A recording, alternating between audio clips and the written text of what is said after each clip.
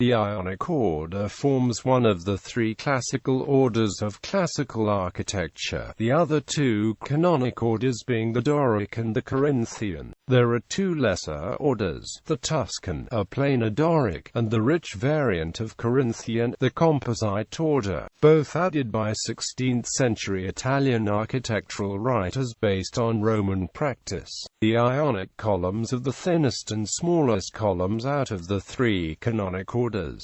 The Ionic capital is characterized by the use of volutes. The Ionic columns normally stand on a base which separates the shaft of the column from the style beta platform. The cap is usually enriched with egg and dart. Since Vitruvius, a female character has been ascribed to the Ionic, in contrast to the masculine Doric. Description: capital. The major features of the Ionic order are the volutes of its capital, which have been the subject of much theoretical and practical discourse, based on a brief and obscure passage in Vitruvius. The only tools required to design these features were a straight edge, a right angle, string and a compass.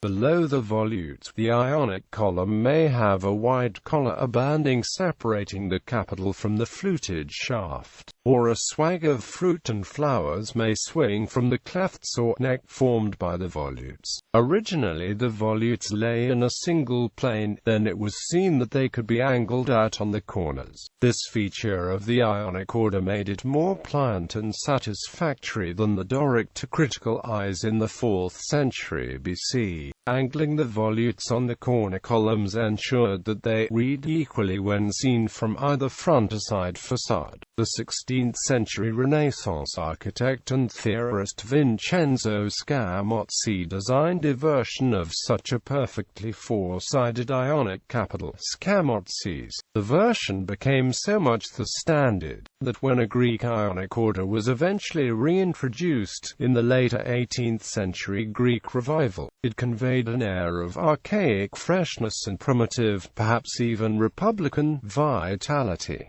Columns and entablature. The Ionic column is always more slender than the Doric, therefore always has a base. Ionic columns are 8 and 9 column diameters tall, and even more in the antebellum colonnades of late American Greek Revival plantation houses. Ionic columns are most often fluted. After a little early experimentation, the number of hollow flutes in the shaft settled at 24.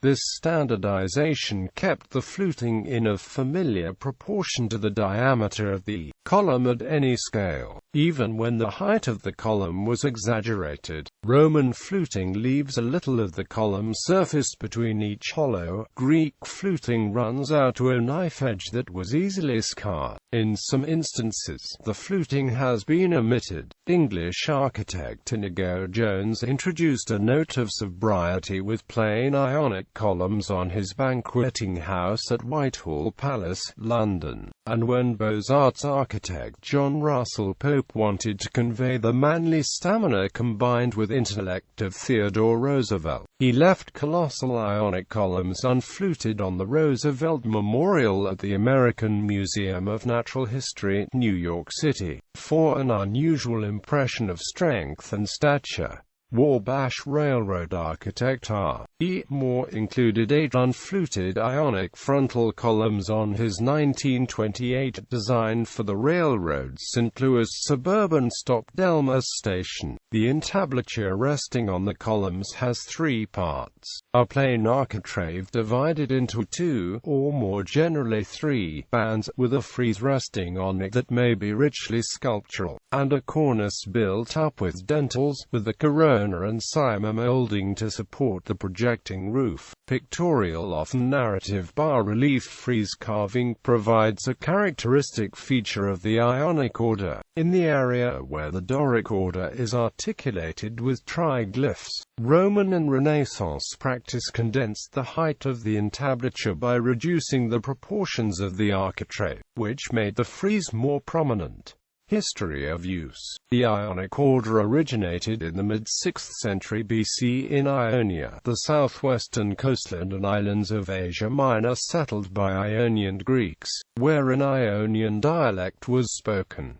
The Ionic order column was being practiced in mainland Greece in the 5th century BC. It was most popular in the Archaic period in Ionia. The first of the great Ionic temples was the Temple of Hera on Samos, built about 570 BC to 560 BC by the architect Roikos.